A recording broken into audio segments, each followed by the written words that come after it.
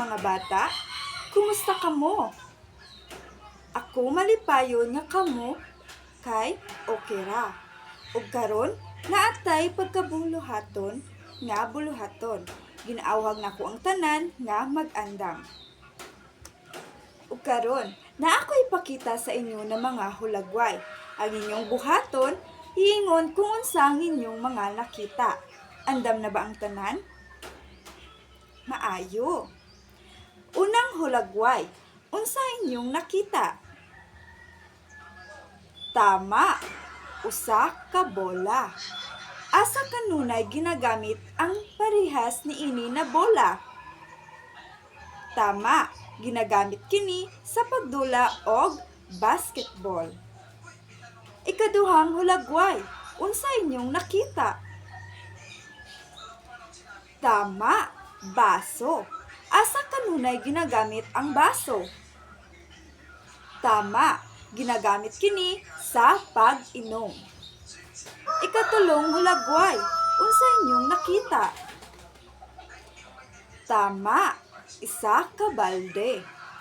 Asa kanunay ginagamit ang balde? Tama, ginagamit kini sa pag-sagob. Ug tungod ginaka-answer ang tanan, tagaan natog tulo ka bagsak ang atong mga kaugalingon. 1, 2, 3. Otro. Mga bata, sa miaging leksyon atong gitun-an kung unsa ang letrang A. Ug karon na ako'y giandam na mga buluhaton para kaninyo. Na ako ipakita sa inyo na mga hulagway. Ug inyong ingon kung unsa ang mga hulagway na inyong nakita. Unang hulagway, unsa inyong nakita?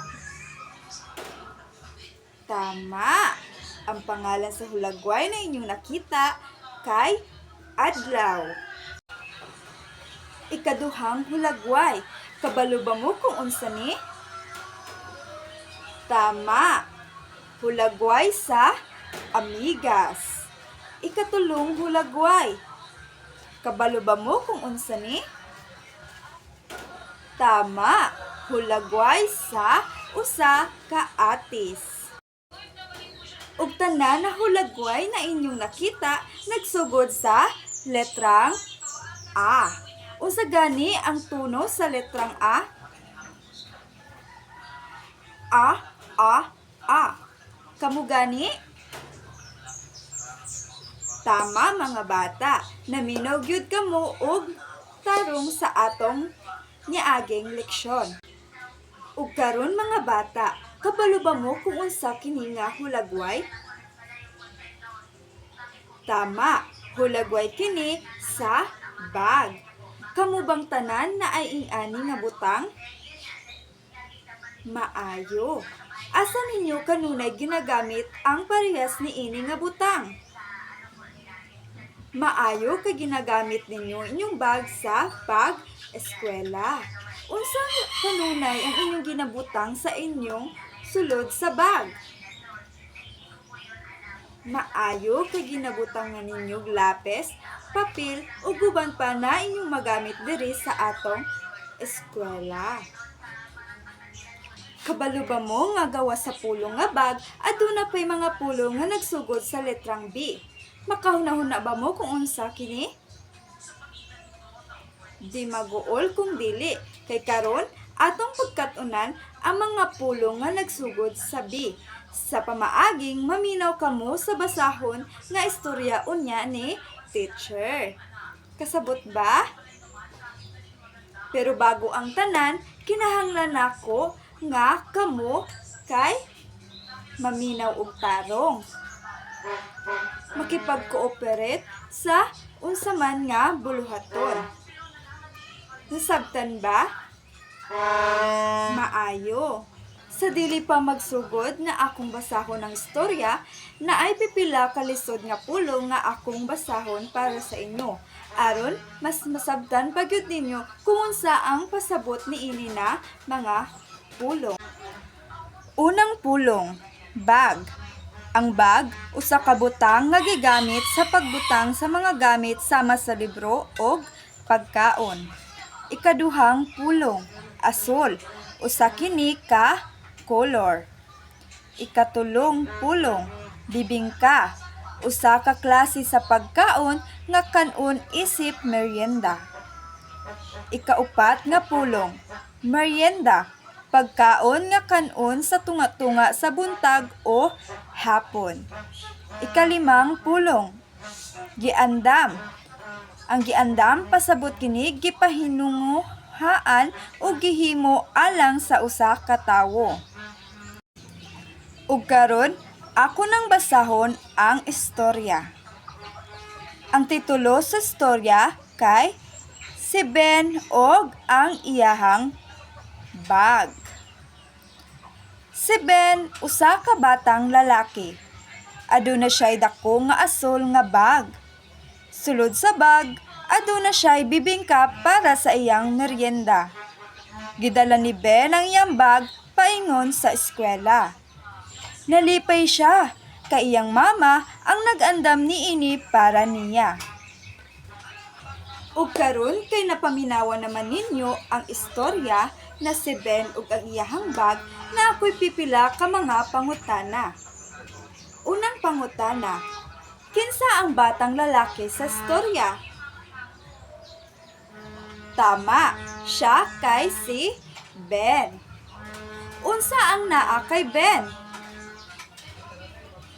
Tama, naa siya'y bag. Unsay sulod sa bag ni Ben? Tama, aduna kini sulod nga bebengka. Unsay color sa bag ni Ben? Tama, ang color ni ini kay color asol. Kung ikaw si Ben, unsa man ang isulod nimo sa imong bag? Maayo. Karon tagaan nato tulo ka palakpak ang inyong mga kaugalingon tungod kay naka-answer kamo sa akong mga pipila ka pangutana ug naminaw jud kamog tarong sa akong gibasa nga istorya. Sa duha tulo. Otro. Ug karon na ako'y ipakita sa inyo na mga litrato. Unsa ka inyong nakita sa litrato? Tama, hulagway sa bibingka og bag. Ang pulong nga bibingka og bag nagsugod kini sa letrang B. Ang letrang B, ang tingog niini kay B. Sa makausab, ang tingog sa letrang B, B, B, B. Kamu gani? Maayo kay nakuha ninyo ang tingog sa letrang B. Mga bata, karon nga kahibaw na mo sa tingog sa B, natay pagkabuhaton nga buluhaton. Na ako ipakita ng mga hulagway. Ug atong buhaton, atong bilugan ang mga hulagway nga nagsugod sa letrang B. Ug karon, ato nang bilugan ang mga hulagway nga nagsugod sa letrang B. Unang hulagway, ang batang si Ben. Siya ba kay nagsugod sa letrang B? Tama, si Ben, ang pulong nga Ben, nagsugod sa letrang B. Atong bilugan. Ikaduha nga hulagway, bag. Ang pulong ba na bag kay nagsugod sa letrang B? Tama, atong bilugan ang hulagway sa bag. Kay tama kini nga nagsugod ang pulong sa letrang B. Ikatulong hulagway, hulagway sa bibingka. Ang bibingka ba nagsugod sa letrang B ang iyang pulong? Tama, ato kining bilugan. Ikaupat nga hulagway, hulagway sa mata. Ang mata bang nagsugod sa letrang B ang iyang pulong? Dili. So, ato kining dili bilugan. Ikalimang hulagway. Hulagway sa isda. Ang pulong ba nga isda nagsugod sa letrang B? Tama. Dili kini nagsugod sa letrang B. Ikaunom nga hulagway. Hulagway sa saging. Ang pulong ba nga saging nagsugod sa letrang B? Tama. Ang saging nga pulong dili kini nagsugod sa letrang B, kundi nagsugod kini sa letrang S. So dili kini nato bilugan. Ug karon, naa na sabtay pagkabuhaton nga buluhaton. Ang inyong buhaton, ibutang ang kulang nga letra sa giingon nga pulong. Laara ang pulong. Blank, ag. Kabalo ba mo kung unsa ang kulang nga letra niini? Tama, letrang B. So, atong isulat ang letrang B. Ug karon, atong basahon ang atong nabuong nga pulong. Bag. Kamu gani? Tama. Bag. Mga bata, kabalo ba mo kung unsa ni nahulagway? Tama, sa pabalik-balik, kini kay hulagway sa bag. Ug karon, usahon nato og iingon ang mga letra nga naa sa pulong nga bag. Unang letra, B. Ikaduha, A. Ikatulo, G. So, ato i-combine. B, A, G. Ug atong basahon. Bag. Kamu gani? Tama. Bag. Ug karon, atong tanawon ug paminawon kung pila ka pantig ang bag. Sige nga. Bag. Pila ka pantig? Tama. Ang bag aduna ray isa ka pantig. Sa makausab, bahino nato ang pulong nga bag sa mga letra niini. B, A, og G. Bag. Ug karon, palihog ko pakisulat sa pulong nga bag sa inyong mga papel. Tagaan tamog 5 ka segundo.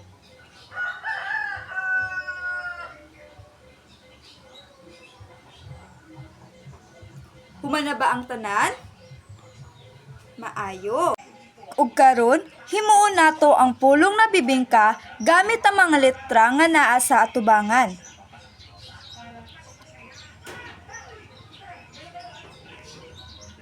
Tama.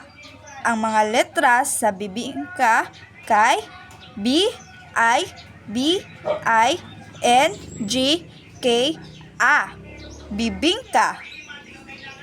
Ug karon, ani ang atong big box nga puno og mga klase-klase nga mga letra.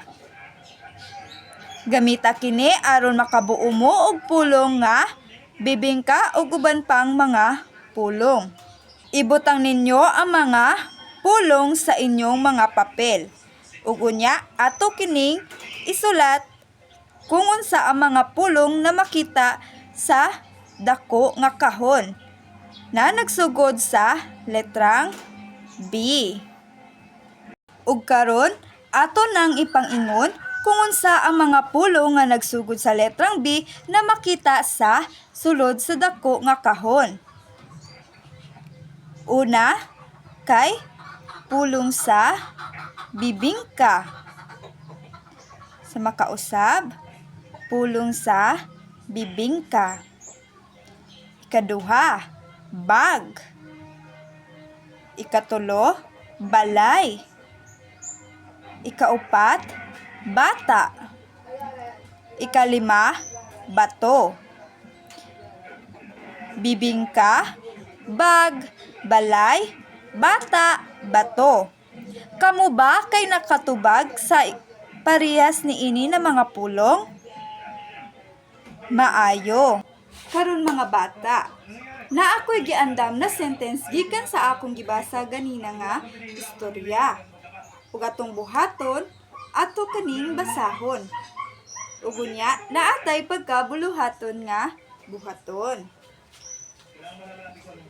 Si Ben adunay bag. Kamo gani? Si Ben adunay bag. Ug karon atong pagkabuakon ang giingon nga sentence. Una, si Ben kaduha adunay. Ikatulo, bag. Si Ben adunay bag. Basahon nato matag bahin. Si Ben adunay bag. Ug karon, ako kamong ginahag nga magsulat sa inyong papel og usa ka sentence gamit ang pulong nga Ben. Tagaan tamog 1 ka minuto aron magsulat niini. Humana ba ang tanan? Sige. Maghatag si teacher og example sa sentence nga gigamit ang pulong nga Ben. Unang sentence. Si Ben kusog mudagan. Unsa si Ben? Tama, si Ben kusog mudagan. Si Ben kay malipayon. Unsa si Ben? Tama, si Ben malipayon. Karon, unsa gani ang tingog sa letrang B? Tama, ang letrang B aduna kini tingog nga B, B, B. Otro? B, B, B. Asa nato kanunay makita ang letrang B? Tama, makita nato ni sa uban nga mga pulong. Sama sa pulong sa baso, balde, ug uban pa. Ug karon, hatagi ko ninyog mga pulong nga nagsugod sa letrang B. Tama. Example sa mga pulong nga nagsugod sa letrang B, balay, bata, baso, ug uban pa. Mga bata, nganong importante man nga kailangan na mahibal-an nato ang letrang B? Tama, importante nga mahibal-an nato ang letrang B. Aron, kung naay mga pulong nga nagsugod sa B, ato kining mabasa ug masulat nato og husto ang letra o pulong nga nagsugod sa B. Ano kinahanglan man na tagaan nato bili ang paglitok sa letrang B? Tama. Kinahanglan na tagaan nato ni bili aron malitok nato husto ang tingog sa B.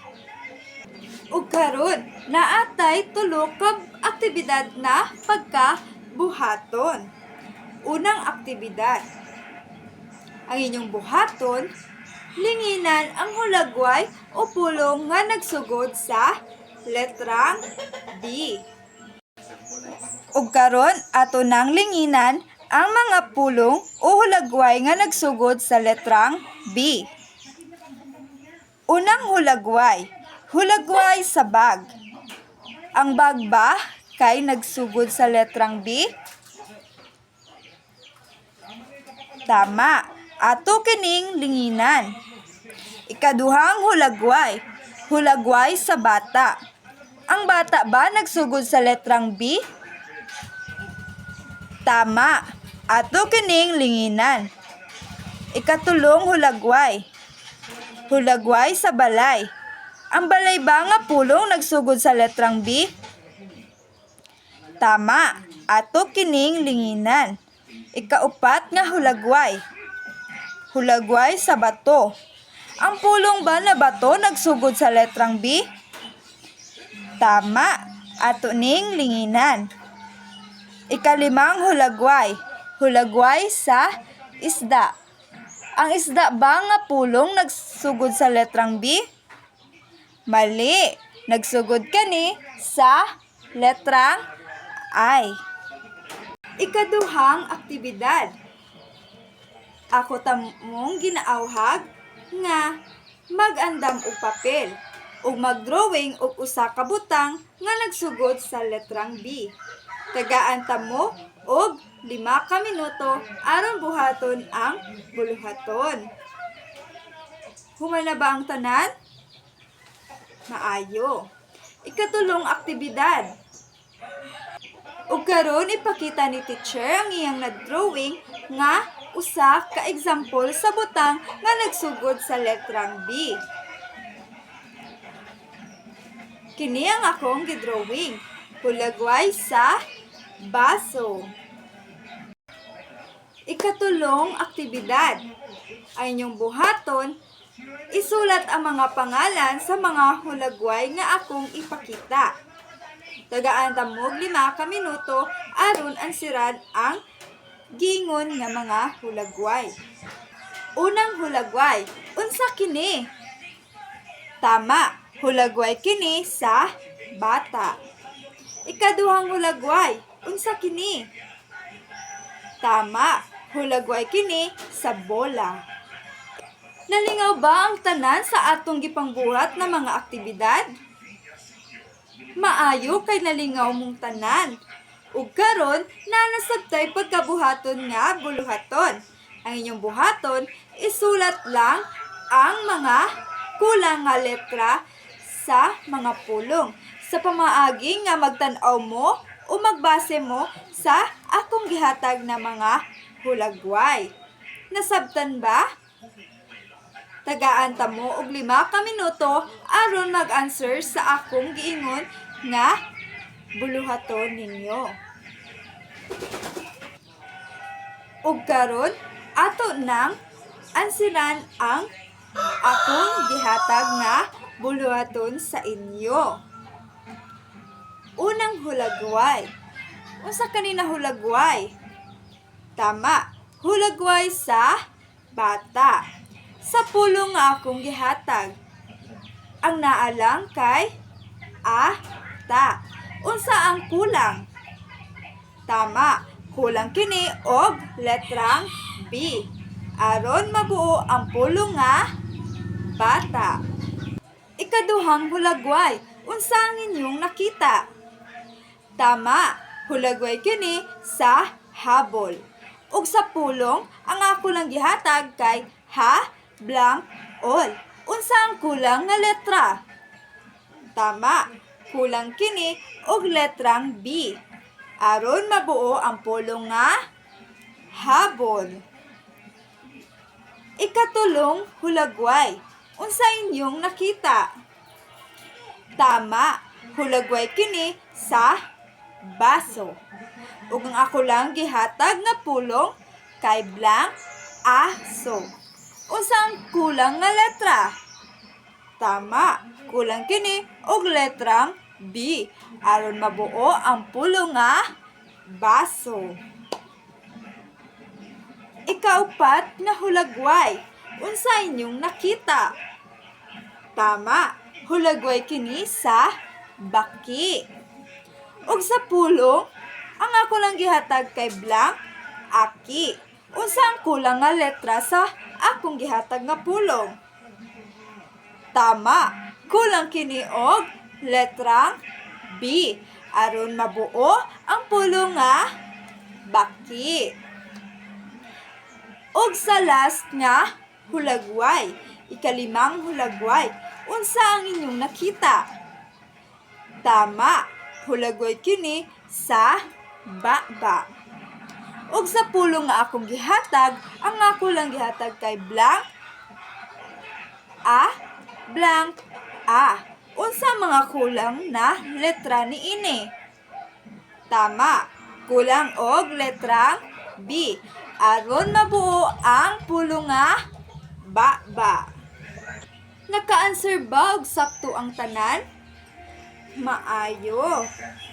Ug karon sa inyong assignment, isulat sa inyong assignment notebook ang pipila ka ngalan sa hayop, tao, bagay, ug lugar nga nagsugod sa letrang B. Human na ang leksyon nato karong adlaw. Hinaot nga unta kamo dili ninyo malimtan ang akong gipangtudlo sa inyo karong adlaw. Paalam mga bata.